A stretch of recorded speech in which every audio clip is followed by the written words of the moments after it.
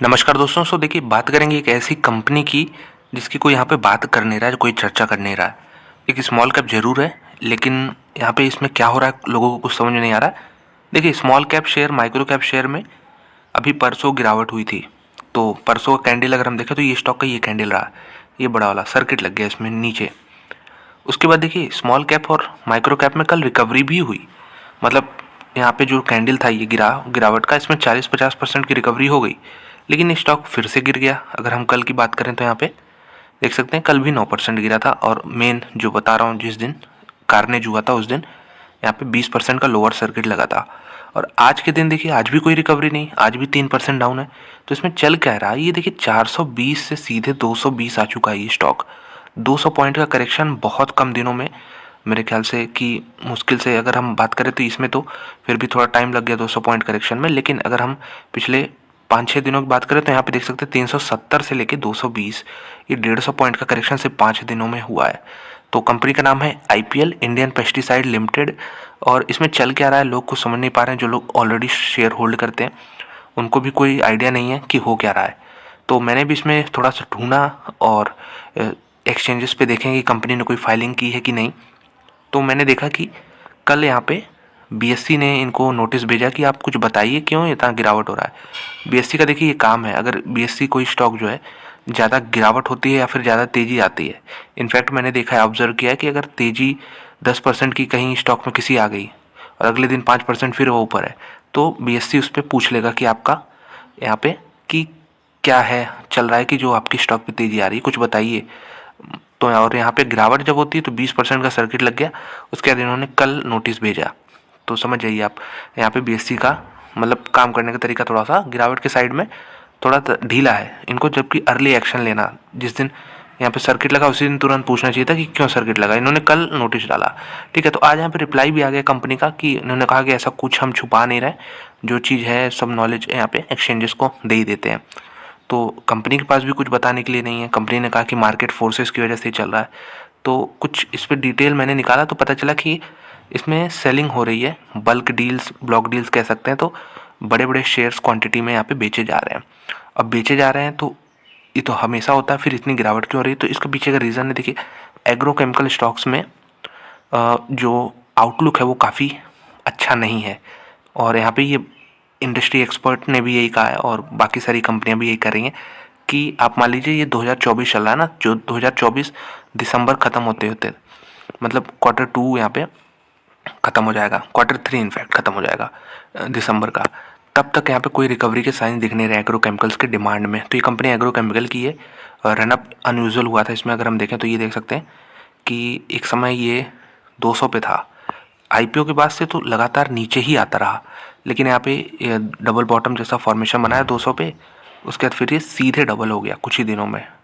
तो ये चीज़ यहाँ पे देखने को मिली। उसके बाद फिर से अब वो इसी रेट पे आ गया। तो जितनी तेज़ी से गया लोगों को लग रहा था बहुत अपॉर्चुनिटी मिस कर दी, उससे भी तेज़ यहाँ पे, उससे भी क्या तेज़, इससे 10 गुना तेज़ यहाँ पे गिरावट हो गई है। तो बहुत ही कंफ्यूजिंग है ये कि ये कंपनी फंडामेंटल्स काफ़ी सॉलिड हैं। और अभी ज़रूर क्वार्टरली रिजल्ट ख़राब हो सकते हैं, क्योंकि जैसा मैंने बताया एग्रोकेमिकल कंपनीज स्ट्रगल कर रही हैं। लेकिन फंडामेंटल्स कंपनी के सॉलिड है। और अभी एक मैं यहाँ पे कंपनी का इंटरव्यू देख रहा था, उन्होंने काफ़ी पॉजिटिव गाइडेंस दिया है कि जब ये डिमांड सही होगा तो इनका प्रॉफिट भी काफ़ी अच्छा इंप्रूव हो जाएगा। अभी भी अच्छा है, लेकिन जो क्योंकि कंपैरिजन तो पिछले से करते हैं तो उससे यहाँ पे थोड़ा सा डाउन हो रहा है डिमांड की वजह से। तो यहाँ पे सेलिंग हो रही है और सेलिंग तो बहुत सारे स्टॉक्स में होती है। इसमें ये चीज़ देखिए, अगर मैं आपको यहाँ पे सपोर्ट दिखा पाऊँ स्टॉक का, देखिए यहाँ पे मल्टीपल टाइम्स सपोर्ट इसने लिया है अराउंड 200। तो 200 एक बहुत स्ट्रॉन्ग सपोर्ट है। जितना भी चार्ट इसका है उसमें 200 बहुत इंपॉर्टेंट सपोर्ट है। 224 पे भी ट्रेड कर रहा है। और जब इस तरह की गिरावट होती है तो जिसको लेना भी रहता है ना, वो भी कंफ्यूज हो जाता है कि क्या करें हम। और ऊपर की साइड में अब इसको मेरे ख्याल से 280 के ऊपर निकलने में मुश्किल होगा यहाँ पे। तो नीचे 200, ऊपर 280, देखते हैं क्या आने वाले कुछ दिनों में किधर इसका रवैया होता है, किधर जाता है। अभी 224 है, ऑलरेडी काफ़ी मैसिव सेल ऑफ है। तो उम्मीद करेंगे कुछ थोड़ा सा रिकवरी हो, एटलीस्ट ये गैप फिल करने की कोशिश हो और 250 तक ये जाए। लेकिन कुछ भी बॉटम फिशिंग की कोशिश यहाँ पे ना करें कि गिरावट हो गई तो हम खरीद लेते हैं। यहाँ पे अगर खरीदते भी हैं तो थोड़ा सा लॉन्ग टर्म का रिव्यू यहाँ पे नज़रिया रखना पड़ेगा, क्योंकि फिर और भी जैसे मैं बताया कि 2024 ख़त्म होते होते कोई भी उम्मीद नहीं कि डिमांड यहाँ पे इम्प्रूव होगा। तो थोड़ा सा इसमें लंबा नज़रिया रखना होगा। यूपीएल जैसी कंपनी आज 470 पे ट्रेड कर रही है, तो फिर भी उसी सेक्टर की तो छोटी कंपनी है। तो देखते हैं यहाँ पे एक चीज़ और दिखाऊंगा। तो इसमें थोड़े से आपको सेलिंग के फिगर दिखाता हूँ। ये देखिए यहाँ पे इनका नाम है Mansi share and stock advisers limited. इन्होंने इनफैक्ट बाई किए हैं, यहाँ तो क्वांटिटी देखिए आप 8 लाख इधर बाई किए हैं मल्टीपल शेयर स्टॉक ब्रोकर्स ने यहाँ पे, और 7 लाख इन्होंने बाई किए 228 229 कल का यहाँ पे रेट है। यहाँ पे देख सकते हैं बाइंग क्वांटिटी कितना ज़्यादा यहाँ पे लगा है। सेलिंग किसने की है, तो सेलिंग भी इधर अगर आप देखें तो ये देख सकते हैं कि इनका जो 10 लाख शेयर का यहाँ पे इन्होंने सेलिंग की है ये ब्रोकर ने 230 के भाव पे। तो ज़रूर इतना सेलिंग की है, उसके बाद कुछ यहाँ पे बाइंग भी की है इन्होंने। लेकिन इसमें मैं अभी आपको एक चीज़ इंटरेस्टिंग दिखाऊंगा। आप इसके पहले भी देख सकते हैं कि VT capital market private limited ने जब सर्किट लगा था इसमें तो 16 लाख शेयर बेच डाले थे 301 के भाव पे, और यहाँ पे बाइंग भी किया गिरोन वीटी कैपिटल ने, लेकिन फिर उसके सामने ये कुछ नहीं है। अगर आप देखें तो इन दोनों को ऐड करते हैं तो कि 22 लाख यहाँ पे सेलिंग हुई है और यहाँ पे लगभग 20 लाख यहाँ पे क्वांटिटी बाई हुई है। तो नेट डिफरेंस अगर ब्लॉक डील की बात करें तो यहाँ पे 2 लाख शेयर्स का है। तो 2 लाख शेयर्स बहुत हैं, इंपॉर्टेंट है इसके लिए। मतलब इस जैसी कंपनी छोटी कंपनी के लिए इतना मैटर करता है, और इसमें ही पूरा सर्किट लग गया। हर दिन इसमें कुछ ना कुछ यहाँ पे एक्शन देखने को मिला है, सेलिंग हो रही है। देखिए वीटी कैपिटल ने फिर यहाँ पे 30 लाख शेयर बेच डाले, और यहाँ पे देख सकते हैं 30 लाख 37 लाख उसके बाद 40 लाख। तो सेलिंग तो मैसिव हो रही है, हर दिन हो रही है 11 12 13, और इसी वजह से ये गिरावट हो रही है। और तो मैं आपको यहाँ पे कुछ इंटरेस्टिंग चीज़ दिखाने वाला था कि देखिए कंपनी का मार्केट कैप अगर आप देखें आज के दिन ये 2600 करोड़ के आसपास है। और देखिए ये रिटर्न रेशियोज तो कंपनी के अच्छे थे ही, थोड़े से कम हुए हैं क्योंकि प्रॉफिटेबिलिटी पर असर पड़ा है।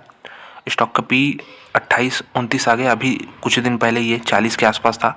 और जो मैं आपको यहाँ पे दिखा रहा हूँ कि ये देखिए नंबर ऑफ़ शेयर्स देखिए कंपनी के पास कितने, सिर्फ 11.5 करोड़ शेयर्स हैं, 11.5 करोड़ शेयर्स हैं। छोटी कंपनी है, तो इसमें से देखिए ये जब इस तरह का हाल होता है, और प्रमोटर्स भी अगर मैं आपको दिखाऊं कि यहाँ पे इन्वेस्टर्स में आपको लिस्ट में दिखा दूँ, प्रमोटर 63% स्टेक रखते हैं इसमें। तो बाकी जो 33% पब्लिक है और यहाँ पे 3% के आसपास FIIs DIIs है। नंबर ऑफ शेयर्स अगर हम बात करें वो काफ़ी कम होते हैं। तो यहाँ पे देखिए जब भी कोई बिकवाली होती है फिर तेज़ी होती है तो उसमें वो एक्सट्रीम स्टेप देखने को मिलते हैं। ऐसे मान लीजिए इसी कंपनी में सिर्फ 11.5 करोड़ शेयर्स हैं, तो अगर कोई बड़ा इसमें इन्वेस्टर एंट्री लेगा, बाई करने की सोचेगा, तो फिर ये स्टॉक काफ़ी तेज़ी से भागेगा। इसी तरीके से जो ऑलरेडी लोग इन्वेस्टेड थे अगर वो बेचना चाहें तो बेचेंगे, तो क्योंकि क्वांटिटी ही यहाँ पे देख सकते हैं लिमिटेड है, तो गिरावट भी तेज़ी से होगी। वही चीज़ हमें यहाँ पे देखने को मिल रहा है, बाकी कोई रीज़न नहीं है।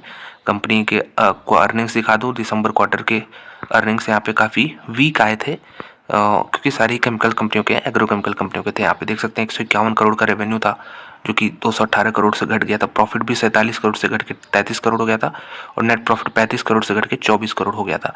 तो हर मामले में काफ़ी पुअर रिजल्ट आए थे, लेकिन अभी भी कंपनी फंडामेंटल्स काफ़ी सॉलिड है। मैंने आपको इंट्रिंसिक वैल्यू दिखाया था, इसका 370 के आसपास है। मतलब असली इसका जो रेट है, भाव है, वो 370 है। डिस्काउंट पे ये ट्रेड कर रहा है, तो लॉन्ग टर्म का व्यू इस पर ले सकते हैं। रिस्की है क्योंकि बहुत देख सकते हैं कि जो भी इसमें बड़े बड़े ब्रोकर थे, हालांकि बहुत बड़े ब्रोकर नहीं थे, लेकिन कंपनी के हिसाब से वो बड़े ही हो गए, तो वो बेच के निकल रहे हैं, तो स्टॉक क्रैश कर रहा है। तो ये चीज़ है यहाँ पे, प्रमोटर को थोड़ा सा यहाँ पे हो सकता है कॉन्फिडेंस दिखाने के लिए बाई करें अपना शेयर। देखते हैं आगे चल के जो भी न्यूज़ आता है यहाँ पे डिस्कस करेंगे, लेकिन कोई दिक्कत मुझे कंपनी में नहीं लग रही है। हाँ, टाइम लग सकता है, 1-1.5 साल और लग सकते हैं रिकवरी में, लेकिन जब भी होगा तो इस कंपनी के लिए पॉजिटिव ही होगा। क्योंकि अगर आप यूपीएल से कंपैरिजन करते हैं तो यूपीएल तो सबसे दिग्गज कंपनी इस सेक्टर की देख सकते हैं कि 50-55 यहाँ पे 35,000 करोड़ का मार्केट कैप। इनफैक्ट सबसे बड़ी कंपनी पीआई इंडस्ट्री हो गई इस सेक्टर की, और यूपीएल का कोई पी रेशियो मतलब नुकसान में है ये। तो जब बड़ी कंपनी नुकसान में है तो छोटी कंपनी में तो और दिक्कतें आने यहाँ पे तय हैं, और इसीलिए बड़े ब्रोकर्स यहाँ पे बेच के निकल रहे हैं। इसी तरह एक और कंपनी धर्माज क्रॉप गार्ड, तो वो कंपनी भी यहाँ पे मेरे ख्याल से अगर कंपैरिजन करेंगे फंडामेंटल वाइज तो वहाँ पे ज़्यादा वैल्यू आपको देखने को मिल सकती है। वैल्यू मतलब उसका जो इंट्रिंसिक वैल्यू है वो इससे कहीं ज़्यादा है, तो उस पर भी आप फोकस कर सकते हैं। अगर सिर्फ एग्रोकेमिकल में एंट्री लेना हो तो मैं तो कहूँगा अभी कोई ज़रूरत ही नहीं इस सेक्टर को टच करने की, क्योंकि बहुत दिक्कतें हैं यहाँ पे।